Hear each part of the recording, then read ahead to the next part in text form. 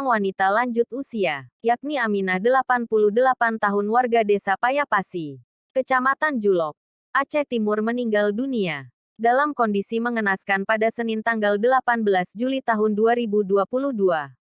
Sekira pukul 15 waktu Indonesia Barat, diketahui rumah Nek Aminah diduga korsleting listrik, hingga mengeluarkan api dan menghanguskan seluruh rumah Nek Aminah. Kapolres Aceh Timur melalui Kapolsek Julok Ibtu Mustafa, Senin tanggal 18 Juli tahun 2022 mengatakan rumah tersebut dihuni oleh Nek Aminah seorang.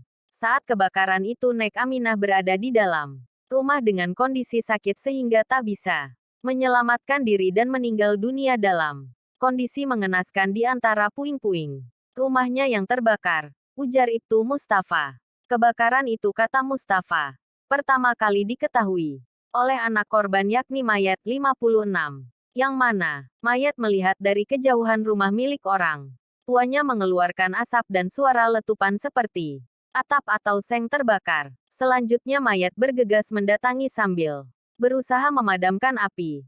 Namun aib sudah berkobar mengelilingi seluruh bangunan rumah.